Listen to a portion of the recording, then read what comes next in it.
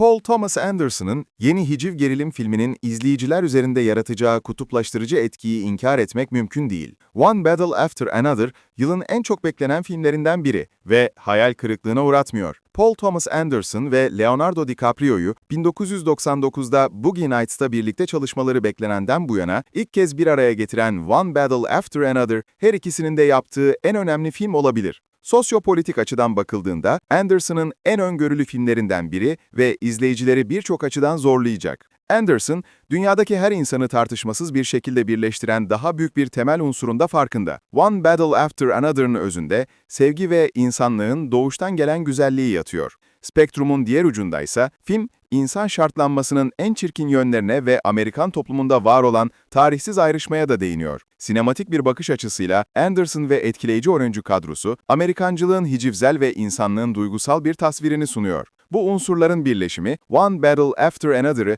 yılın en eğlenceli filmi yapıyor. Bir batalya ardından bir batalya. Toplumun ürkütücü derecede güncel bir tasviri. Açılış sahnesinden itibaren, Anderson'ın en yeni filminin tartışmasız en politik içerikli filmi olduğu açıkça anlaşılıyor. Günümüz dünyasındaki önemli ve son derece güncel sosyopolitik meseleleri vurgulayan One Battle After Another, Amerikan toplumunun dokunaklı bir portresi olduğunu kanıtlıyor. Anderson, bilerek inanılmaz derecede savunucu bir film yapmış ve farkında olmadan oldukça öngörülü bir hikaye anlatmış. Amerika'da bir yönetim değişikliğinden önce çekilen One Battle After Another, Anderson'ın 2024 başlarında bile tahmin edemeyeceği gerçekçilik unsurları içeriyor ve filmin kimliğinin önemli bir parçası. Yine de bir savaş sonrası toplumda var olan veya olabilecek cesur, kışkırtıcı ve rahatsız edici durumları aktarmak için mecrasının tüm araçlarını sonuna kadar kullanıyor.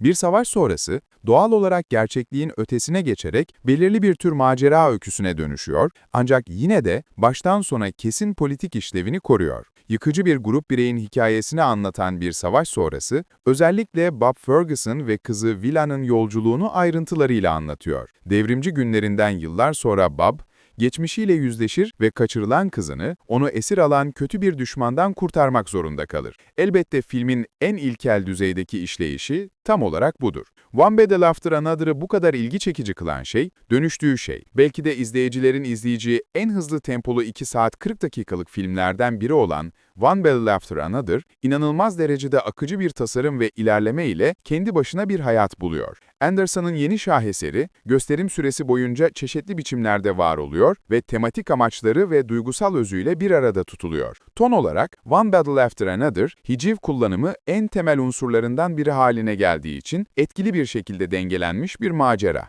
Hiciv, sinemada birçok biçimde karşımıza çıkar. Ancak Anderson, onu hayranlarını eğlendirirken aynı zamanda aydınlatmak için en özgün haliyle kullanıyor. Dikkat çekici sahneler özenle yaratılmış ve Anderson'ın filminin uyandırmasını istediği duygular üzerinde mükemmel bir kontrole sahip olduğu açık. İzleyiciler tam da Anderson'ın istediği anlarda gülecek, ağlayacak ve düşünecek. Gerçekten durmaksızın heyecan veren film, bir gösteriye dönüşüyor ve aynı zamanda güncel sosyopolitik manzaranın ötesine geçen her daim güncelliğini koruyor. İzleyiciler iyi vakit geçirirken bile Anderson'ın Amerika'nın durumu hakkındaki hikayeye aşıladığı tüyler ürpertici mesajlar üzerinde düşünmeye devam edecekler. One Battle After Another, aynı zamanda derin ve bağlantılı bir insan deneyimidir. One Battle After Another'ın, ülkenin çeşitli bölgelerindeki izleyicileri ikiye böleceği gerçeğini görmezden gelmek zor. Anderson, filminin, özellikle de pek çok ürkütücü tarihi olaya sahne olması nedeniyle günümüz toplumsal ortamında nasıl bir yer edineceğinin kesinlikle farkında.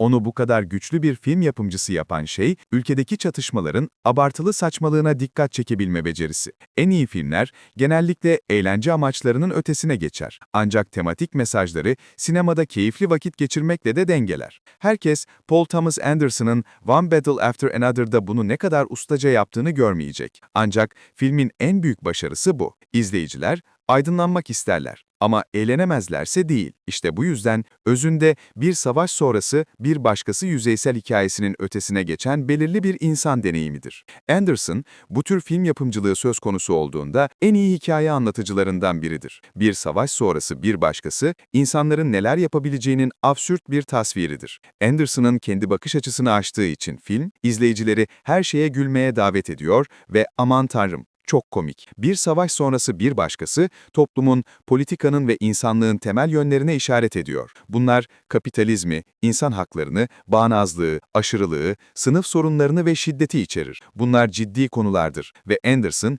izleyicilerin hepsiyle en saygılı, kışkırtıcı ve dokunaklı yollarla dalga geçmesine izin vererek her biri hakkında yorum yapıyor. Bir savaş sonrası, hicivsel hikaye anlatımında ustalık örneği ve saçma hikayesi boyunca Anderson'ın iletmek istediği her önemli mesaj derin bir yankı buluyor. Ancak bunların hiçbiri, tüm filmi bir arada tutan çok önemli bir unsur olmadan işe yaramazdı. Aşk. Ayrılıkçı bir Amerika'da her insanı birbirine bağlayan tek şey aşk. Anderson, ele alınması gereken önemli meseleler olsa da, izleyicilerin filmini izleyip en temel insani düzeylerde bağ kurabilmeleri gerektiğinin farkında. İnsanlığı kötülükten ayıran şeyleri vurgulayan Anderson, çok net kahramanlar ve düşmanlar tasarlıyor. Filminin özünde, herkesin özdeşleşebileceği duygusal ve bağlayıcı bir yolculukta, birbiri ardına engellerle mücadele eden bir baba ve kızının hikayesi yer alıyor. Başlığın gerçekten somutlaştırdığı şey, gezegende yürüyen her insanın birçok felsefi, sosyal ve politik inançla ayrıldığı genel insanlık durumudur. Yine de